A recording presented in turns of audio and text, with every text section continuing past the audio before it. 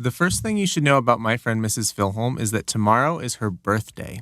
She'll be 51 in case you're tuning in for the first time. 50 was a big year for Mrs. Filholm. She moved out, got a divorce, took a trip to Maui, started a hit podcast, bought a house, wrote a book, moved her father into a nursing home, made new friends, took another trip to Maui, and found an obsession in stand-up comedy, all while complaining about operating at 60% productivity. The next thing you should know about Mrs. Filholm is that she's not slowing down. She's got a lot of things cooking, and she's going to make 51 look like the new 32, whatever that means. The first thing you should know about my friend Andrew is that he has a great laugh. It's a chuckle, giggle, warm and deep, which he gives freely. It sometimes bubbles right out of him. An easy and willing laugh is one of my favorite qualities in another human being, so it makes sense that we're friends. It's also why I like bringing Andrew along to comedy shows. The next thing you should know about Andrew is that he likes dad jokes way more than I do. So when I do bring him along to comedy shows, just about the time things are getting predictable and I'm checking out, Andrew's laugh brings me back to life.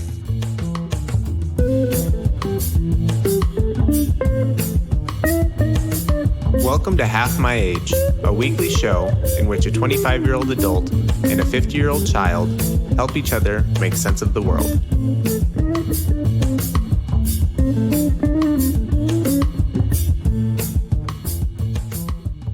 That was great. Thanks, man.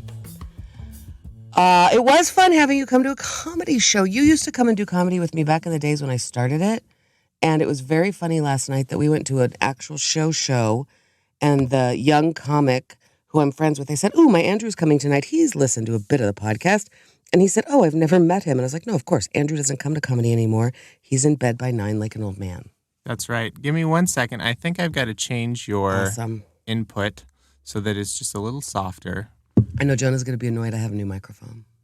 It's funny. My coffee tastes like it has pepper in it. Your new microphone seemingly should be the same, but it's quite a bit hotter. Interesting. Do you want me to just plug in the old microphone? I don't know. We'll give it a try. I'll just turn you down, Okay. and Jonah Whisper. can boost it in post. Is it helpful if I whisper? It's always helpful if you. I know I'm such a loud man. If you want your way, try talking softer instead of louder. That's not true. I don't get more bees with honey. Not this girl, man. I scream and shout. That's how I get my way. I'm kidding. Is it helpful if I move away from the microphone? What are we going to talk about today, Phil? Well, it was fun that you came out and saw comedy with me last night. Did you enjoy it? It was fun. It was really fun. It was at the South Club. Did you guys walk, obviously? No, we didn't. You really didn't? It was a snowstorm. Come on. I know. That's why I thought you were the winners, because you didn't have to drive in it. Because everybody else was saying, "Oh, be careful driving We had to out drive there." 2 blocks. Exactly. It was not bad. Okay. But was it too late for you? No, we got home. I think we were at home by 9:30, which was perfect. Oh, funny. Well, that was fun, seeing you out and about. Yeah, it was fun. Do you want to tell the listeners what I did or what you observed me preparing to do when it was time to go home and go to bed? Yeah, sure. So Delaney and I are fixing to leave, and Mrs. Filholm's comedian friend says, "Hey, do you want to go get on the mic at so-and-so?" And Mrs. Filholm at 9:30 at night, she says, "I don't know," because I left. Probably not. I shouldn't do it. But she did. And then I did it. I know. That seems not miserable. It seems awfully ambitious for that hour of the evening. It's insane. You're a lot more comfortable with late evenings than I am. You used to be the literal person who would come to these mics with me. But I'm not anymore. Not anymore. I know. So I went and did one, but I just have to tell you, Andrew, it was snowing. I thought better of it. I just drove myself there. Listen, I was coming home from the club, and I figured that if I just went to this mic, I might as well just go there as home. And it was close to home mic. So I went to it, and I feel so much better than I would have if I didn't, because I redeemed myself for the not good comedy 2 nights ago. Try new stuff. It is so boring to try new stuff because it's going to suck. It's going to suck for a while. You know what I mean? And I've gotten that intoxicating feeling of, well, sometimes I can tell jokes that I know are going to kill. And I mean, seriously, going back to my old stuff, if there are civilians in the house, it's like intoxicating. You see, and you go, I want to be funny. Or sometimes if there's other comics, you go, I'm not sure he's seen the set and I want to build my cred, you know? I want to be funny and I'm going to go up here and do new stuff and just know it's not going to be funny yet. Another comic was talking this week about, it's like freaking carving the marble and removing everything that's not a joke, that doesn't look like a joke. And it just takes some time. And I know it, but golly, it's hard to discipline yourself to do that. Last night it was snowing, it was late. That mic was very poorly attended. Often that mic is hot. In the summertime, that mic was hot and hopping and like crazy and fun. And there were Last night was a blizzard. It was a blizzard. So there were fewer comics and there were way fewer civilians. So then it was like, all right, different crowd. I can work on the new or newish stuff, but then remember I'm talking to comics. So whatever. Point being, it wasn't a great set. I didn't kill, but I felt like redeemed because I worked on stuff and I got some laughs. And that's always better. And I also treated myself to, I think this is how I'm going to get through it. I've got that clean comedy competition coming up.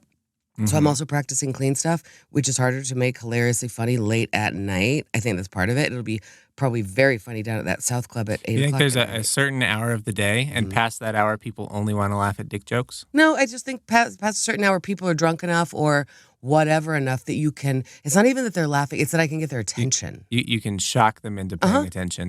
It's crutch. But yeah, sure, late at night, a lot of times you have to shock them. Sometimes there's people like playing ship captain and crew dice at the bar and they're being really loud, and sometimes it's a dick joke that pulls the focus. Yes, indeed. So I'm practicing the clean stuff, which is also frustrating. It is definitely going to hit better with a crowd at Comedy Works South, provided people come. At 8 o'clock at night than it is a bunch of people who drink on weeknights at the punk rock club on East Colfax, So I did what I thought was good, and I think I'll do this for the rest of the time until I go up at Comedy Works clean set contest. I do 70% clean work and new work, salad, and then 30% I tell dick jokes, chocolate cake. So I please myself and the crowd. I don't know what to say about that. I think it's important that you are practicing because you do have this big competition coming up. I'm in training, and I'm excited to hear all your new clean material. I'm just having a hard time with it. It's, what else though, the truth, it's funny how much it bumps my brain. Because now I have a thing that I care about, at least nominally. I mean, I'm not going to win the competition, but I want to be good, right? And you're coming and people are going to come. I'm going to invite them. I am pretty sure I've never said anything funny in my life, especially nothing clean. I have nothing clean. I have no clean jokes to tell. It's just funny. And I'm not kidding. I am in such a better mood, even though I stayed up way too late than I was yesterday because my set didn't totally suck last night. And on Monday I went and did jokes that I brand new out of my mouth the first time, went to the second mic and went, I just told all new jokes. They're dead to me. Fuck it. Those are gone. And this young guy, he goes, Lisa, you know that they have to come out of your mouth 2 or 3 times to even give them a fair shot. I'm like, I hate those jokes. They're dead to me.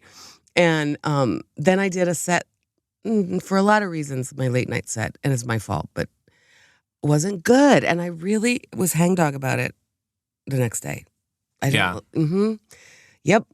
Yep. It's funny how much it is funny how you can go up there and seemingly do material that you've done many times over, and one night it comes out differently or lands differently than it did the previous night. Well, like I just said, some of that was brand new material first time out of my mouth, so it's not going to do. Yeah, but you were just telling me that your set that your go-to. Yeah, my second set I did kind of go-to stuff. I'm trying to chunk it up differently and Yeah, no, it is weird. And the dumber thing is, I should be the sky and not the weather. It should not bump me when I don't perform well. And it does. It really does. I think it's important that you do have this secondary set of clean material because that makes you that allows you to be booked a lot of places and in a lot of situations that you couldn't necessarily be booked if you were only had your late night stuff, right? You could go to a corporate party or you could go to a whatever. Okay, right. That you wouldn't be allowed to otherwise. Totally right. I'm not doing corporate parties. I'm not trying to get booked as a comic, but I am trying to develop the Mama Bear hour-long, as we have discussed, and that's actually going on. And that stuff is mostly clean. The truth is, I'm just a little bit sick of it. It's clearly what I'm going to end up talking about in the clean side. It's probably going to be about raising teenagers, right? I did nothing but clean stuff on raising teenagers for 3 or 4 years. This is a weird crutch that I have found, which is, if I tell dirty jokes, and like I said, it's not even that they're necessarily funnier. Well, they are funnier, but also it grabs attention. It's a way to grab attention, and nobody so much is going to look up when I say, do you have a teenager at your house? I know that the people at late night mics are not my audience. But yeah, you're right. I mean, getting it corporate clean is fine, but that's not what I'm trying to do. I'm just trying to feed my soul sometimes when I'm doing comedy, and it sucks being It's bad at it was in your prescription. Yeah, exactly. And sometimes I'm bad at it, and then that's like, why am I taking this stupid medicine? It's kind of like clay. Like, what a dumb hobby I have. The likelihood of that stuff not turning out well or the way I want it is really high every time. Mm-hmm. It's a real weird thing I do to myself. It's a real weird thing. Going out and It's telling kind of jokes. funny. It is funny. Huh. It's weird.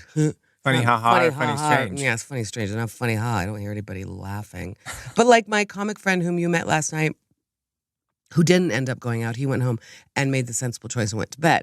But I texted him after my set and I said, God, kids these days making good decisions. I know. And I was like, I'm going to be a good girl and go home. And then I didn't. But I texted him after my set and I said, I think you will. Oh, he didn't either. He went and saw a movie. He went and saw that Joker. Mm-hmm. I haven't seen it. Every man I've seen it. Every man I know except you has seen that movie. Yeah. It's because you have a girlfriend who doesn't probably want to see it. I haven't been to the movies in a long time. Me too. And I'm not sure about those superhero cinematic universe. I'm never sure which one it is, but they seem to like it. So anyway, he didn't do it. I texted him after and said, I flattered myself to think that you would be proud of the set I did because he watched my shit show on Monday. And I said, will you watch my set and give me notes? I admire your opinion, value your opinion.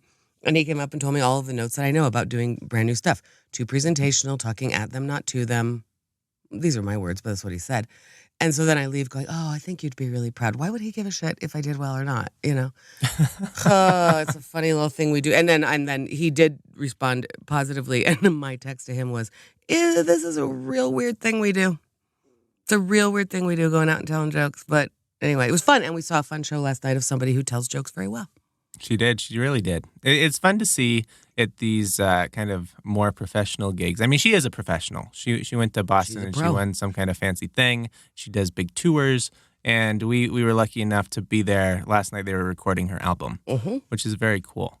But it's fun to see the warmers or the openers. And as they build up and get better and better and better, it's fun to see people at different stages in this process of and you being knew a at comic. least one of them you've seen before. I've seen a couple. How many were there? 4? 4. I've seen like 3 out of 4. Have you? Mm-hmm. Cool. Yeah. And also back in the Denver open... comedy scene is a pretty small place. It doesn't feel small, but yes, it is. It totally is. I mean, when you call into Comedy Works, there's over 150 calls every single week to that new talent line. Isn't that gross? But yeah, it is. But how many of them are you? 1. One of them is me calling in every week. What do you mean? What do you mean how many of them are me? I was just making a joke, Mrs. I wonder if there's a way to game that. Yeah, that's right. You have. We saw last night a guy do an opening set, and he hosted my very, very first open mic 5 years ago, and you were there. Mm-hmm. Funny. That was a clean set, and that was a set. You know what? Those jokes 5 years ago, they probably will stand, and I'll probably do literally some of them just the way I did them at the clean set. That's the funny thing. Because jokes are jokes, I guess. It's just a funny little thing I do, and it's like a lot of other things in life, I think, where like if you're going to challenge yourself. Oh, I talked to a guy who's training for a marathon, and he was just describing his process, and I actually and didn't balk when I compared it to my process of just like, I had to go out today and tell some bad jokes and eat some shit, and I'm on the grind. I'm just on the grind. I got to go back tomorrow, keep showing up. It's the daily habits. It's like wearing a skirt. It's like anything else. The big ideas of I want to be a comic don't matter. It literally takes doing it again. And I should count how many sets I've done. Putting in the time and the effort. And going and having a shitty day, having a crappy workout. And this guy who's a long distance runner was kind of like, got it. He was like, yeah, it's very similar. And there was sort of a respect there. Like, oh, you're also a disciplined person. In my way, I'm a very disciplined person. It doesn't look like discipline to a lot of the world because it is at 10:30 and 12:30. It's late night shit. And it's obsessive. It's drinking. In the same way that it's kind of funny. Training for a race is, yeah, in the same way that training for a race is. And when I was a student at DU in the finance program, they kept bringing in these speakers who are local, investment managers, and they're all big kind of people in the business world. And all of them seem to have that sort of obsessive hobby. For a lot of finance people, it is endurance running. It's the Ironmans. It's that sort of thing. But they've got this obsessive type personality, and they cannot stop. They've got to be the best. They've got to be active at all hours of the day, thinking about how to improve their stride or their time or their whatever. And it's something that you have in comedy. Yeah, and other things in my life. Those guys were. Are you saying that Is that metaphorical, or were they also like those long distance Iron Man? Like they are literal Iron Men. Mm-hmm. I want to tell you that when I meet a guy like that who's like runs 100-mile races, I always go, red flag. That is not a person that you want to date. You are right. It is very much like me. And talking with this guy who does I that. cannot imagine trying to date you, understanding that it may be 10 at night and you're just going out to do a comedy set. I'd be like, I've already watched 3 episodes of MASH. It's time for bed. I know. It's problematic. Fuck. I know. Okay. Well, that's the thing. So I was saying, like, I really was telling people in Seattle, because I had met this guy who's a long distance runner, and I was like, red flag. That's like a selfish, like, I know that from college. I know those guys. Like Chris Traeger. Yeah. Guess what? It is becoming clear to me, maybe that's the perfect person for me, because my obsession, you're right, it looks identical. It's just about other things. I wonder if those two obsessions are compatible, if long distance running and open mic comedy. I wonder if the compatibility is that you both have an obsession, or whether those are so far apart that you can't see eye to eye on things. Right, because if that's a person who's training like daily on the body and running, and I'm a person who's training by drinking beer at a bar, it doesn't seem compatible, but maybe. That's just interesting. Also, look at what I did. Well, you said it in your open a couple weeks ago. When I went, okay, I'm going to finish this book. I go ham. You just did. I shut everything down. You say you're going to do it, and then you do it. And it's what I understand is that it takes daily habits to get it done. Maybe, that's funny, because I'm not kidding. When I hear about obsessive trainee people, I go, ew, red flag. And now I'm going, maybe they can get it. Maybe they would relate. Because, right, like a normal, quote, normal person can't be in, right, what a freak. I don't care. I'm still not looking for a relationship, and I'm not kidding, but it is starting to bubble to the surface of my consciousness that maybe someday I will want to look for a relationship. I'm not yet, but that's funny how that has changed in the year and gone, oh, maybe someday I'll look around and I can't see it. And like you just said, undateable. I can't imagine dating I'm someone saying like that your evening habits and my evening habits are like oil and water. Undateable for you. You may find someone else who also has a night owl pursuit. Or also maybe I'll find someone who does do long distance training and just doesn't need that. You know what I mean? Like there's naturally built in a whole lot of time apart. Because you got your thing and I got my thing, and then if we can meet every once in a while, that right now seems bueno.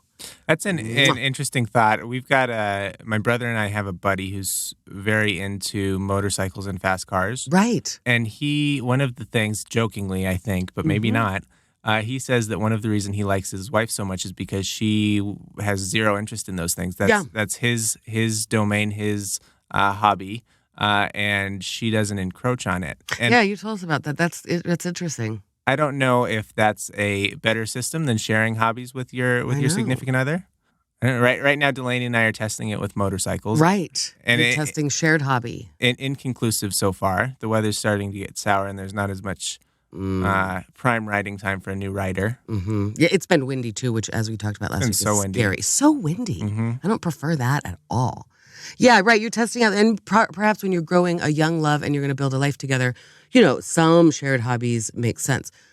At this age, I'm not kidding. That might be in the pro column is somebody who has none of the same hobbies, an obsessive, but an obsession of his own to go off and do his own thing, so that that's at this point you've been doing pottery long enough solo that I feel like you might be annoyed if you had to share your studio space with someone full time making pottery. Yeah. Oh, I do feel that way. Yeah, I mean, if I really was sharing my studio full time and there was a reason for it, we would figure it out. But no, it's definitely less fun to have people come over and do clay than it is just for me to do it by myself.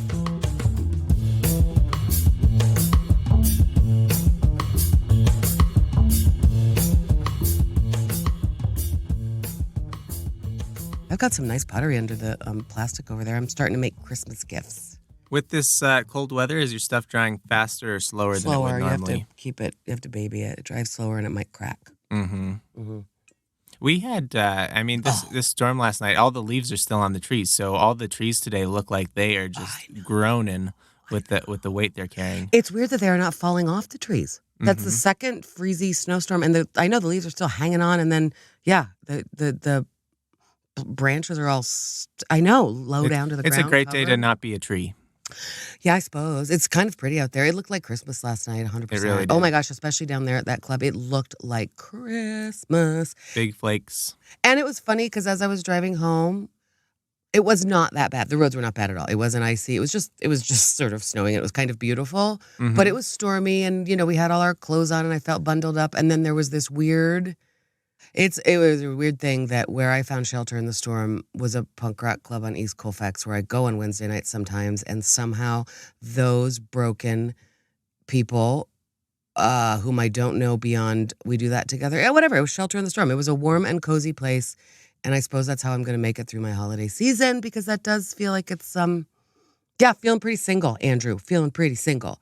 Also, can I give you an update? Mhm. Follow up? Please do. 3 mice. Ooh, 3 mice. Which is weird because you've got the Mousinator 2000. You've got several of them plugged into your wall. 6. I don't think the repellent is working as well as I'd like today. I'm actually calling the Terminator. I did. I have been hoping maybe I didn't need to because maybe I could repel them and it would all just magically go away. Nope. 3 little freaking mice. That's not bad. It's been a week, right? So it's one every other day. So I don't think they are everywhere, like running around in my kitchen having parties when I'm not looking. But that's too many and I hate it so much. So much. When did we record last? Less than a week ago? It was on the 20th. Yeah, it was 4 days ago. Okay. Right, because I was out of town. Okay. So that's right. That was a later one. Okay, well, that's my follow-up, mice. Your follow-up on mice. I feel like we had other stuff I want. Oh, I know what I want to talk about, but you probably won't. Go ahead. Got anything? I'm sorry. I'm distracted today. Why? Because I said I was going to schedule something with someone. And I didn't do it. And they just sent me a note and they said, "Hey, what time works for you?" And I just have that little pang of guilt. The feel bad. I hate that. Well, I'm supposed to schedule something with somebody tonight, and it's also. Do you want to take a minute and schedule our things? No, I asked this person if he could talk in an hour. Okay. Then are you here for me? Mm-hmm, I sure am. What are you scheduling with your friend? Let's talk about that. It's not a friend. I mean, it is a friend. I work with this guy, except he's in Poland. Oh yeah. And we've got weekly check-ins. That's nice. He's working on a little project for the same client I work for, and I'm kind of managing him. That's nice. Mm-hmm. Did you meet him in person? Nope. Okay.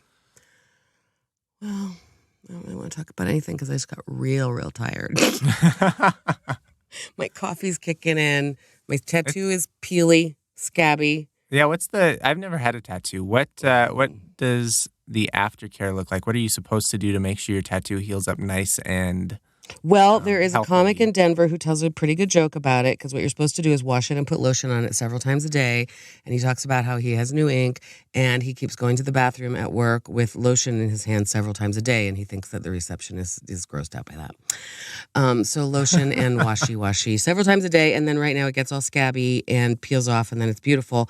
This tattoo, for some reason, is hurting me more as it heals. Like it actually still feels tender and seems more scabby than usual. It's kind of identically sized to the last one I had, but I like it. It's cool. Does it have to do with the position where it's located on the body? It's identical to the last one I had. I got that one in Maui, and this one is in the identical space, and I just don't. Did you get the one in Maui in one of these last 2 trips that you went? Yeah. Good Lord, you're getting by the end of 51, you'll be the illustrated woman. I know. You'll See, be I have covered. matching tattoos on my You forearm. have sleeves. I know I don't have sleeves, but the reason I know I got a lot of new ink and I like it a lot, and I realize that I'm going to wear long sleeves no matter what I do for any kind of corporate job or when I go do my Mama Bear speaking. I am always going to wear a suit jacket. It's what I put on, like very matter of habit when I go to meet anybody professionally. I put on a suit jacket so I can cover some ink on my arms.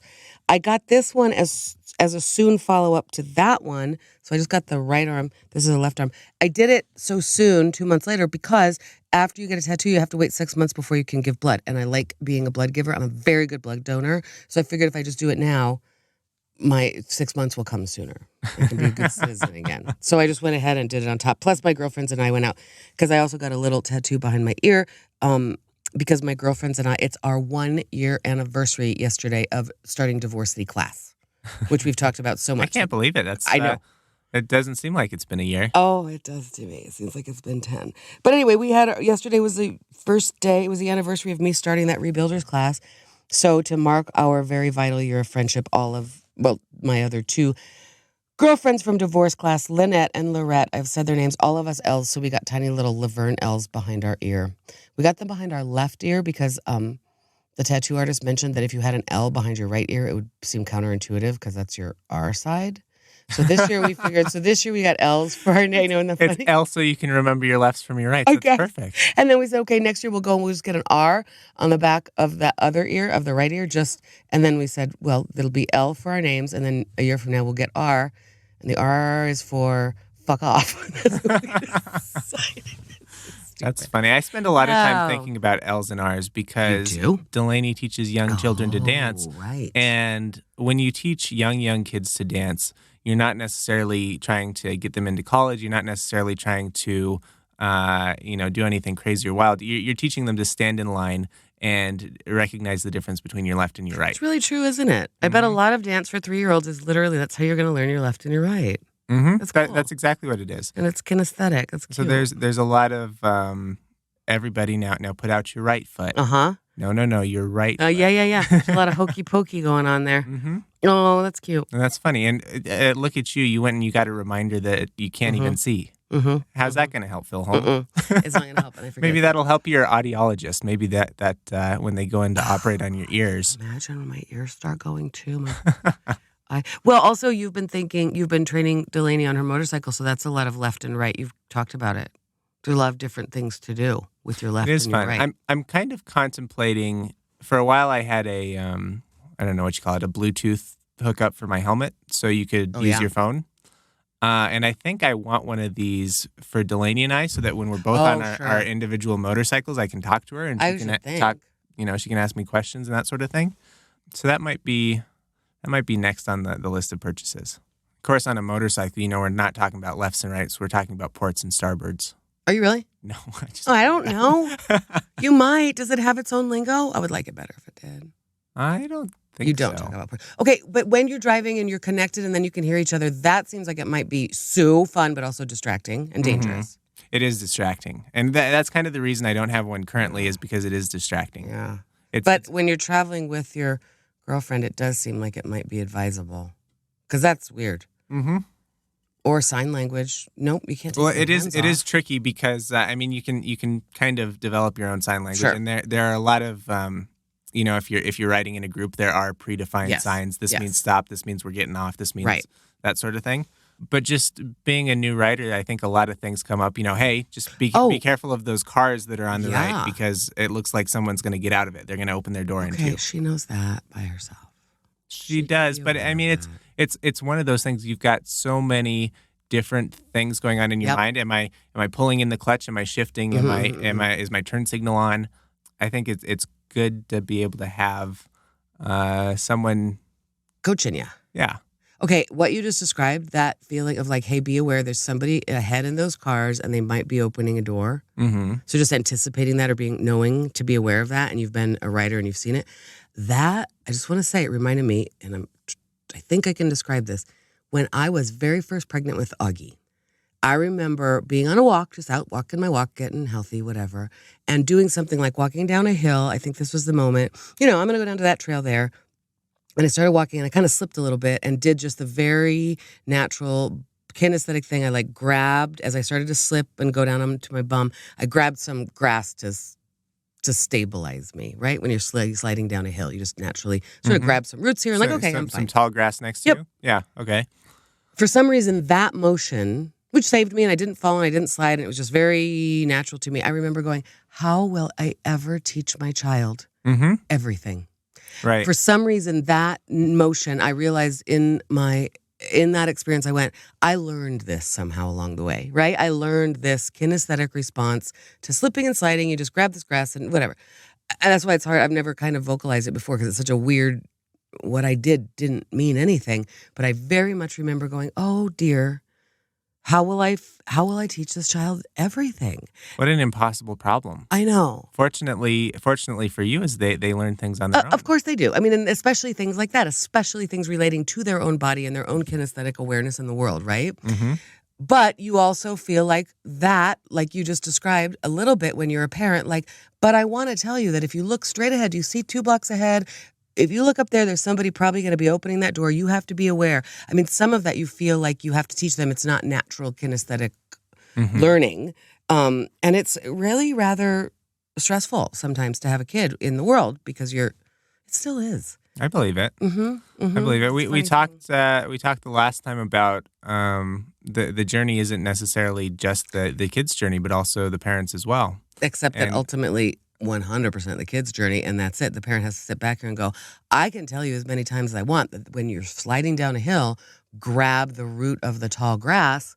That is literally something you learn in your own body. You, the parent, need to be comfortable not telling them. You sure do. Because that's something that they just need to go out and learn for themselves. That's exactly right. That's exactly right. Hey, you were talking honoring their journey. What you were talking about when you're in a motorcycle group that you have like kind of hand signals. Are there universal hand signals? What is there one that's this? Pounding the fist on your head twice or more times?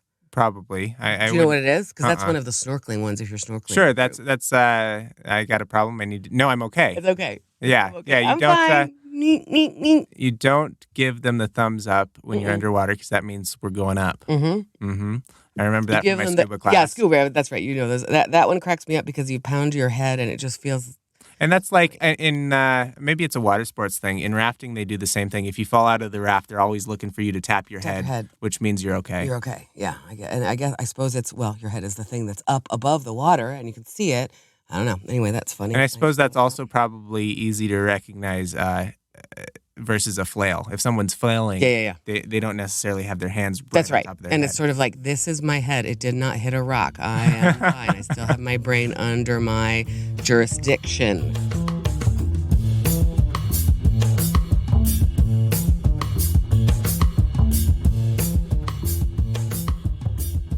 What I wanted to talk about, which was on our list of possible topics when we started this, but I bet you don't want to talk about it. Do you think men and women can be friends? I guess so. Okay, good. That's a different answer than you had a year ago. We are friends. Yeah. A year ago when I asked you that question, you said no. I think there's a difference between male friends and female friends. Of course, yeah, sure. Right? I mean, there's certain things that you discuss and your male friends would find funny. That you wouldn't. Dick jokes? Kidding. Well, in that case, you're my male friend, huh? You do not think dick jokes on my behalf are very funny at all. You don't want to hear them. I got to tell you that different things. Being in a long-term relationship has caused a lot of my female friendships to not to wither, but kinda. I don't. When you're single, it's a lot easier to go hang out with female friends all the time, and nobody's feelings get hurt, and you don't have to worry about. I don't know. There are a lot of things.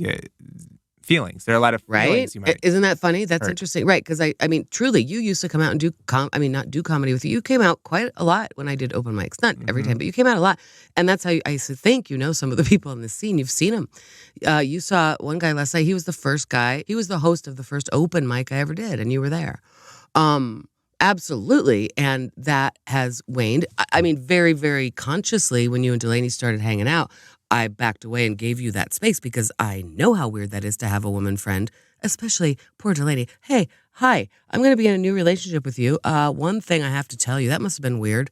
I have this old lady friend that you need to accept as part of my life. Poor Delaney. But for sure. I mean, absolutely.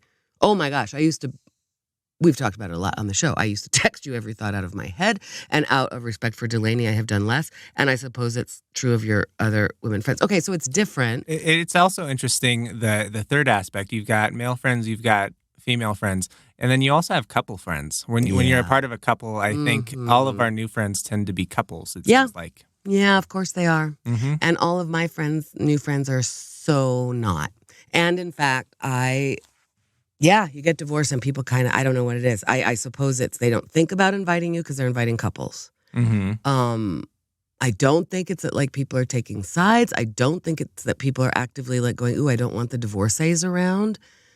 But I think this is probably It's just true a little bit different. for Tal as well. Yeah, it's like You've just transitioned back in a couple friendship. The couple is not a threat to your relationship, right? Yeah. But now you're not a couple friend anymore. You're a female friend again. Yeah. So now Yeah. you're a threat again. Sometimes it's actually a threat. Like I have seen it happen where actually the husband is uncomfortable with his wife spending time with the girl who left her marriage. That's a little bit of an actual threat. And sometimes it's just the Don't want to give her any ideas. Yeah, no, I think that's true. I mean, I think that's for real true. Like suddenly you're a bit of a liability to a relationship when you're the newly divorced lady. And if I appear to be doing well at all, ever, that seems even scarier to that couple. Like, oh, I don't know. I've seen that happen. Most of it is not. I don't want my prisoner wife to know there's another option. Yeah. I mean, you know what? That's not obviously a conscious thing that anybody's really thinking and they want me to be happy. But I've seen it happen that you do become like this threat in that actual way. And it's like, whatever, when you get divorced, I've seen it happen with our friends over the years. When your friends get divorced, it does make you take a look at your own marriage. And sometimes it's scary and sometimes it's the opposite. It's like, well, thank God we have this, And then, but yeah, it's just funny. I don't get invited to the same things and I don't have the same friends. My couple friends. And like I said, I do not think it is a conscious, we're not going to invite her. She's a threat. She's horrible. But boy, it sure does. It sure does happen. It sure does happen. Mm-hmm. And I was saying on here a few months ago that I'm not lonely. I'm not lonely. I'm something. I'm alone, but I'm not lonely. Yeah, that's changing. I can feel myself. I can feel things changing a little bit. Like I said, I can feel myself going, maybe someday I will want to be interested in another human being. Not yet, not for another year, but it's funny how that is thawing. Mm-hmm. It goes from feeling like, don't touch me. Listen, my trust in society is very low. My trust in men is very low right now. So I can't imagine I would be a delight to have in any kind of relationship, but I can just feel it shifting and I can feel myself being this single person out there and the holidays are going to be weird. People are going to have Christmas parties and they invite nice families and couples. The holidays are values. Always weird. Yeah, I suppose. That's the truth. That's the other thing. Lately, I've been sad a little bit about being lonely, and it's my birthday, and I'm lonely. I go, I was lonely for a long time. That's why I got divorced. I was not happy, so it's okay. And yeah, but that's a funny transition. So anyway, but I remember a year ago putting it as a possible topic for this show, can men and women be friends? And you went, no. It's like, excuse me, what do you think is going on here? Okay, so within couples, it definitely changes, and it is mostly unusual for a man to have a very close women friend when he's involved in a couple. I mean, right? That's weird. Well, as you were talking, I was also thinking maybe it's not the fact that I'm not hanging out with my lady friends anymore because I'm in a couple, but I'm also not hanging out with the same guy friends that I used to. Mm-hmm. I think the couple thing might be more of a trump card than the man versus woman thing. Mm-hmm. And it's finding people like with similar values and interests in your life. Well, and there's also a weird point when you start dating someone, which is when I get an invitation, is that for me or is it for us? Right? And I think I interpreted most invitations or I made them us invitations, and maybe my friends got annoyed by that and they stopped inviting me in general. Oh, funny. If we wanted to hang out with you, and you brought this uninvited person, that seems kind of like a bad friend thing to do, Yeah, right. No, and it's true. You did start coming around and it always meant Delaney. Mm-hmm. And I think that's a common thing. I think some people, I think a lot of people do that. But that's interesting. And she's delightful. She improves. It's not that they don't want to see Delaney. Nope. It's just that they're not the person they've known for 12 years. That's exactly right. And you are different. Absolutely right. Absolutely right. You are a different person with Delaney in the room. I mean, as aren't we all? And yeah, that's funny. But there are people who resolutely say men and women cannot be friends, and I don't buy it. No. I got a question for you. You say it all the time, and it always makes me think. You say I can't trust men, or I don't trust men, and I don't. Maybe I do, but it seems like it. I've never said, and I probably wouldn't even be allowed to say, I would be railroaded if I said that I don't trust women, or if I made that kind of sweeping generalization about women. And I don't think it's that you don't trust men, because you do have men in your life that you rely upon and have relied upon and do trust, right? But is there something about, I don't know, you specifically, your life experiences, or the people you hang out with? I imagine that's common in a divorce club that's mostly women. Is you say we're having a hard time trusting men right now. Are you really having a hard time trusting all men, or just a select few who seem to I don't know, be shitty? Yeah. Okay. Good. Let's unpack that. So, I would never have said that in my life, that I didn't trust men. I have always claimed that I could have men friends and do have men friends. Also, like in teaching, men and women are friends. You're all in the trenches together. In the trenches. And I mean, especially like where I taught you, that was a high school where the culture was very much encouraging people to be, I mean, whether it's real or not, or people paid attention to it, that's a culture where we try to encourage good values and good family values. And, I mean, it's not those are men who don't speak grossly and sexually to you in the workplace. I mean, seriously, at a Catholic school, it just didn't happen, in my experience anyway. And those felt like friends and colleagues and comrades. And I felt, so in in most of my jobs in my life, I have felt like an equal, and I have assumed it. And, I assume that men and women can be friends. And I would never have said I don't trust men. I like men. I have a lot of men friends. Listen, we've talked about it on this. At least half my friends are men. Yeah. Yeah. I mean, it's true. And I always have had. So, yeah, part of it is a function of divorce is my trust. My social trust is low, period. Most of us, when we took that divorce class, we took an intake test. And then, we took it again at the end to see how much we had grown. And everyone in there had just like social trust issues. I mean, that was part of it, is that you had to go out and be friends with people. So part of it is just the lack of trust in humanity is, I think, an absolute side effect of divorce, which doesn't make logical sense. I mean, it wasn't obvious to me that like when I took that assessment and went, social trust, what? Oh, sure. Yeah, I'm just afraid of the world right now, and forging relationships is scary. So when I say that I don't trust men now, I would start with I didn't trust, humanity. A year ago, it was just I was building the social trust. But yeah, it's just funny. You're right. I mean, and so for me, it's a weird thing to hear you say, because one, I'm a man. Yeah. And two, you've got 2 male children. I know. And I know that you think very fondly of a lot of guys, So I guess there's a part B, which is if you really do mean that you can't trust men, or you feel like you can't trust men, what in the world can a gender do to fix that? Yeah, right. Yeah, right. No, that's a good question. So I'm trying to unpack it for real. I say that I don't trust men now because I have noticed that in the growing relationships that I'm building, which is what the divorce class called it, and just any new relationship, including, my God, I'm out there with a bunch of comics, mostly men, every night. When somebody likes you, or when you like somebody, when you throw that little thing into it, when you're single, it gets weird. I mean, it does. And I don't, you're, my father disappearing to Alzheimer's disease makes me feel, like all the men are leaving me, for sure. And I have said it on this show, and I don't want to cry about it. It's annoying. But, conflating that, watching my dad slip away with all of the men in my life is not fair. I have raised 2 men, as you say. I got way off my feminist high horse raising those boys.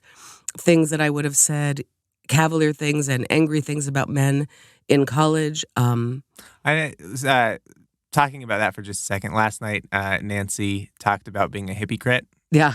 And that was a really interesting thing, where when you're a pacifist and your child is interested in playing cowboys and Indians or whatever, and you in the same situation where men are the devil, fuck the patriarchy, that sort of thing. Oh, here I am with 2 boys now, right? How does that comport? How does it all what fit I together? like to think I was doing is raising different men, and I think I did. I think I raised boys who I did not make them weirdly feminist, but I think that I have boys who I think understand in their heart of hearts that, of course, women can do anything. They know their mom. She's badass. I think I have shown them I mean, I raised kinder, gentler men. I raised men who I think respect boundaries and understand consent. I mean, that's the other thing, is that I'm out there and I'm out there saying sexy jokes, Andrew. And lately, I don't want to go too deep in it, but being a woman comic, should I claim that mantle for a minute, I think is always a little bit hard. And I am up there saying sexy jokes, and I am experiencing a certain amount of icky feedback. Mostly it's great. Mostly the guys are great. Mostly they've got my back. They treat me like an equal. It's fine here. Tell your jokes as long as you're funny. You can play in our sandbox. I know that this is not unique, and I don't love carrying the mantle, and I'm trying to decide what to do with it, because ultimately I don't want to be a comic, but there are still patterns out there, and they're probably perpetrated by men and women both, but I'm running into the men who make me angry at men because they still think, they think that because I'm up there saying sexy stuff, I'm asking for it, and they can touch me where I don't want to be touched. And yeah, that's weird to me that that's still happening in this day and age. So it does make me mad at the patriarchy a little bit. It does make me mad at men, and I. Well, it's kind of like the square rectangle business, where not every man is a problem, but it seems to be overwhelmingly that a lot of the problems, all the problems, seem to be men. Yeah, I mean, I don't even think that's true. A lot of women are jerks too. You know what? The truth is, right now, at this tender phase in my life, to say I don't trust men is actually true because, okay, and that's your thing. One comic out there wrote, this is like one of his Facebook one-liner jokes, and I freaking love it. And he wrote, "Hey, I'm single, you're single. Let's text each other like mad for a few days until one of us goes ghost." That's another thing. As I am developing these growing relationships, and with men, they are different than they are with women. I just said I got a tattoo with my girls. Those girls are like, ride or die. We have summer parties. I'm going to tattoo their initial on my ear. It's also my initial. But I told those girls, it sure is. I told those girls I would tattoo images of their likeness on my body because I love them so much. Building a relationship with women right now feels a little bit safer because you trust that there is this friendship and bond. Building a relationship with men, and see, so now I'm on the side that I used to scream like, of course men and women can be friends. There is a little bit, it's different. It's not different when I have men who are friends like you, and I really do. And there are some people, the comic that you met last night, very clearly, I'm like, you're in the friend zone. All the comics are. I mean, that's also kind of an unspoken thing, is we don't sleep with each other. It's shit and where you eat, you know? But anyway, new people that I meet in life, if they're flirting with me at a bar, if I am forging little new relationships with men, it freaks me out because sometimes they flake. It freaks me out. And that idea of like the ghosting, I just don't get it. That for a man who's in the dating scene, there are also a lot of flaky women. I think that's part of. And those men probably don't trust women I think that's part of dating. I know, it's gross. So then we come right back. That's full circle. I don't trust men because I'm sort of dating. I'm not really dating, but I'm like out there. So I don't trust men right now because of that. And I did trust men for my whole life. I would never have said I was that person. I mean, like I said, I went through my angry feminist side. Fuck the patriarchy. Fuck men who perpetrate the patriarchy. But I could distance myself from that. That's like individual men who are, for various reasons, perpetrating habits that we can change if we work on it. I raised nice feminist men who will change it. They will not ever force someone to have sex with them. I really believe, my boys, I believe we've raised gentler men. Being out there, that's why I don't trust men right now. Okay, it goes back to, again, a dumb, like meme style joke. It's like, so this is basic humor, but when you're dating, if you're doing, like, what's a woman's worst fear when they're going on a blind date or a Match.com date versus a man's fear? Man's worst fear is that she's going to be fatter than her profile picture. Woman's worst fear, murder. You know what? That's a true story. There is a funny little thing there where it's like, sorry, but now you're a man who is flirting with me or whatever. And then on some level, right. And I don't know if that's visceral or learned behavior or smart behavior, like sensible behavior to have a little bit less trust so that you don't just put yourself out there and go home with bad people who will kill you. I mean, turn you into a skin suit. Yes, and also I listen to some murdery podcasts now, so it makes me remember that sometimes people are really awful. No, you're right. Like, trusting in men is not even a fair thing to say. Lack of trust in men. I have never been a person who said that. I'm not kidding. I have totally been a person who could defend to my husband all along. Of course, I have male friends. Of course, I mean, I'm thinking of a particular male teacher at your high school. Of course, he and I can go out and have a drink after work and talk about curriculum. And I respect his wife and he respects you, my husband. And, like 100%. But that's a little friendship, work friendship, whatever. But also we make each other. I guess partly when you're married, we just talked about this, like my different presentation out there. Now I'm a threat. Okay, so now being single, I suppose I now know and I'm aware that any one of those conversations, there could be ulterior motive on his end or on mine. And then if I'm, okay, and I'm just not going to put that all on the men. It's not like I'm sitting there thinking that every man wants me so badly. What if I like him? I mean, if I start being attracted to this guy, then it does raise some trust issues because, okay, well, and a lot of this happens to me in life, like to all of us, people where I just had this great conversation. That was great. Want to hang out again, and then they ghost, and then they flake, and then it's all crazy. And then the people kids don't text you back. Right. And that's right. And then exactly right. And then the people who do want to have, I just heard a woman making jokes about this last night. She was saying, I've always said I want someone who loves me as much as my dog does. And then I met someone like that and it's maniacal. It's an untenable situation. I don't want someone who loves me that much. That's crazy. Right. So I am very much in that phase of like me. Don't like me too much.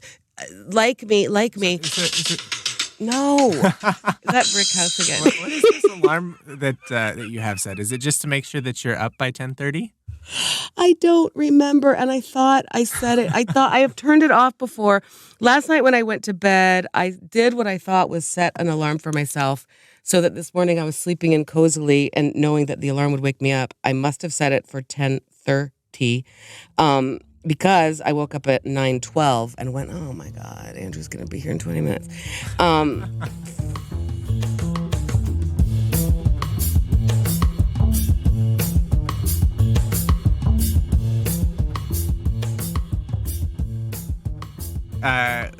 We've said something interesting here, which is that men and women can be friends or cannot be friends depending on the circumstances. It kind of depends on are they otherwise engaged? What kind of life events have they recently gone through?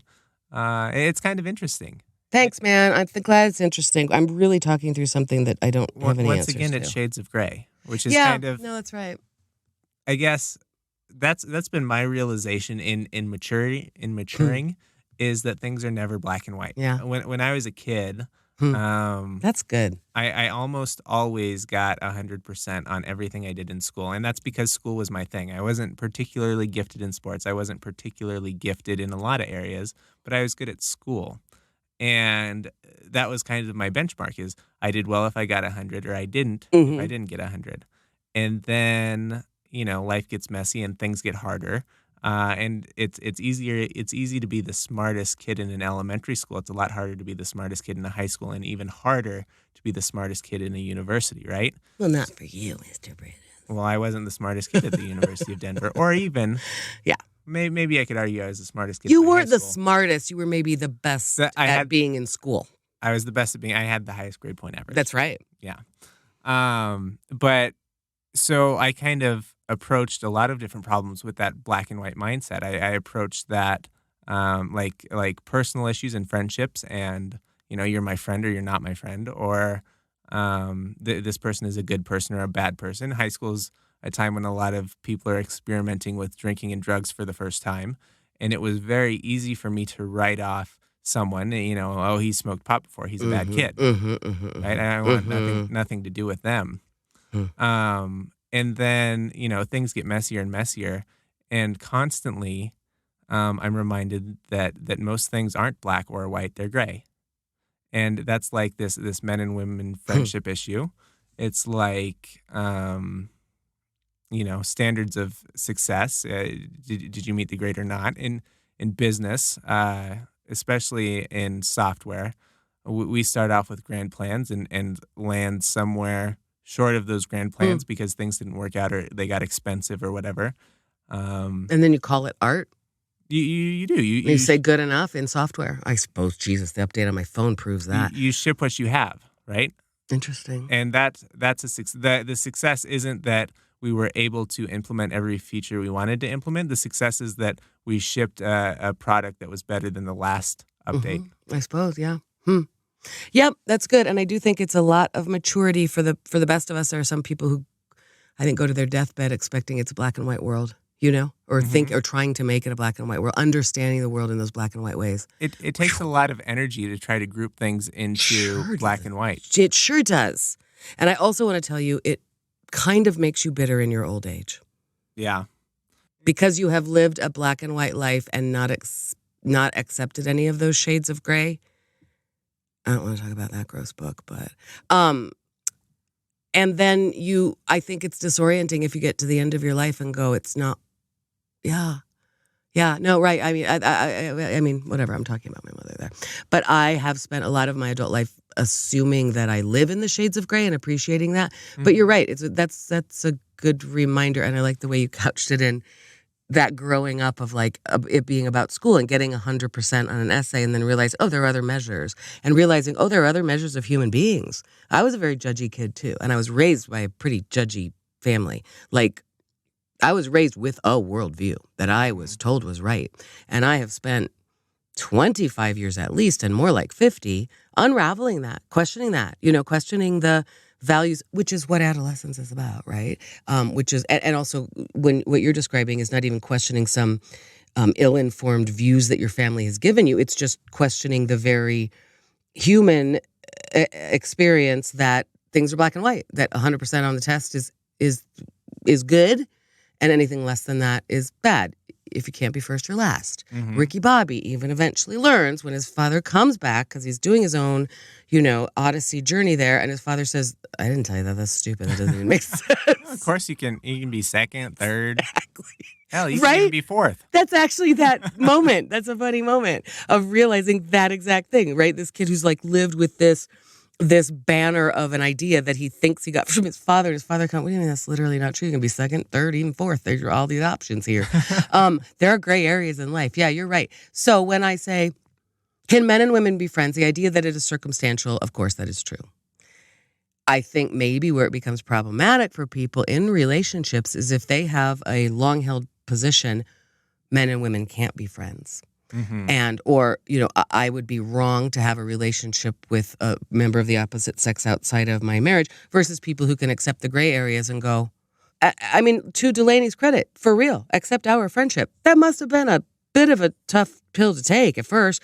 I have this friend and she's crazy and she's my friend and she's part of me. When you first brought her over, I was cleaning up our house because we had just put down the family dog. So I looked very much like I do right now, only I was sweating. And I mean, I was a disaster area. First time you met Delaney? How do you remember that was the first time you met Delaney? Because I had heard about Delaney, and you freaking did a pop-in like you do. And I went, no.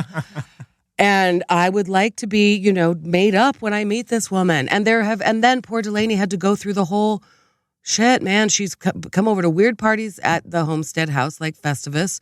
She's come along for those things and been a good sport. And then she goes through the messiness of me getting a divorce and needing you in new ways, and her too.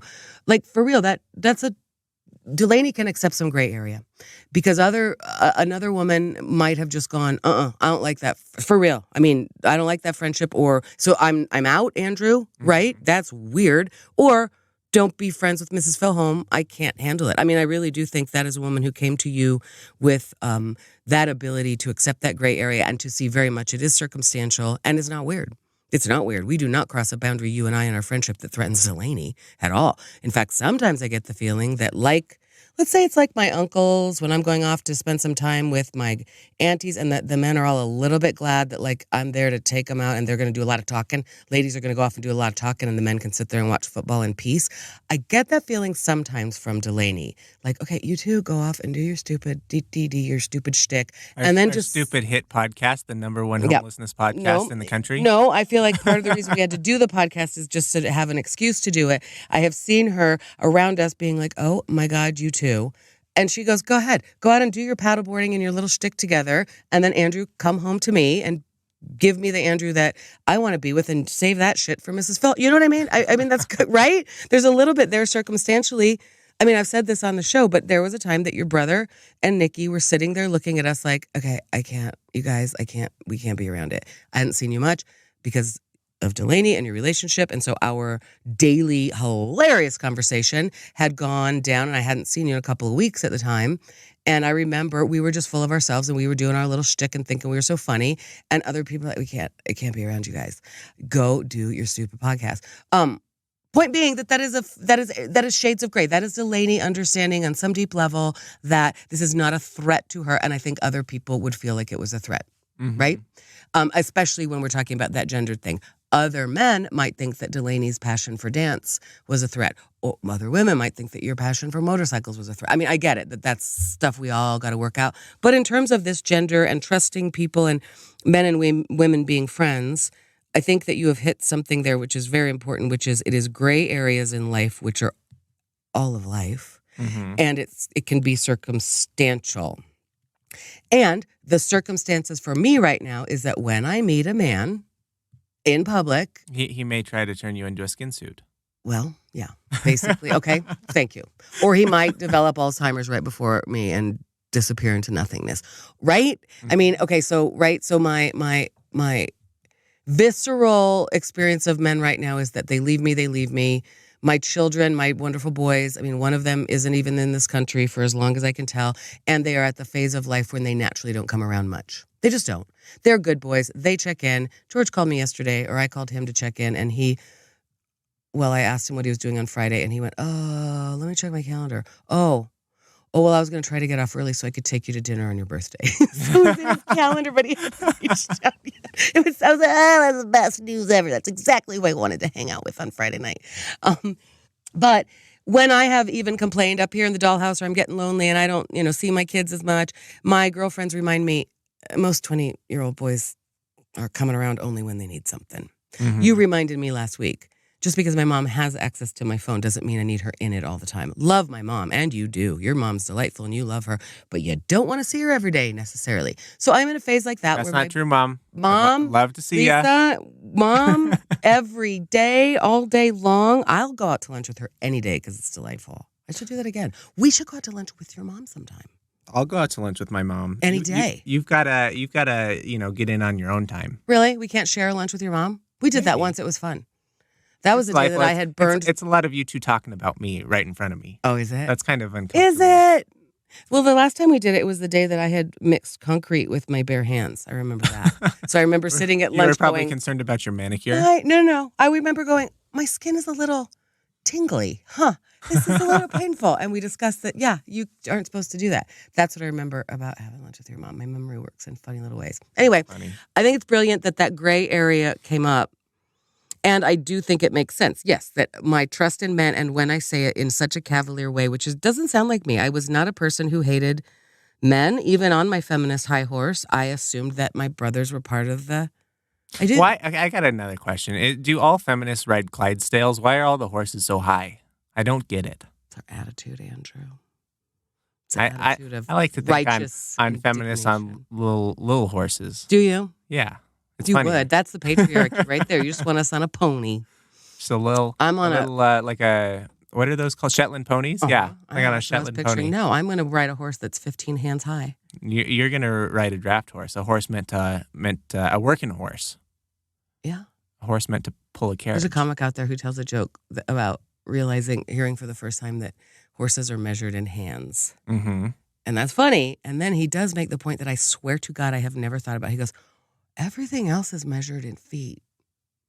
I never thought of that either. That's a good joke. It's so obvious, right? Everything else is measured in feet, and you think of a foot on your body because of the hands of the horse, and then you realize feet. That's funny. That's an American joke because in Europe they measure in meters.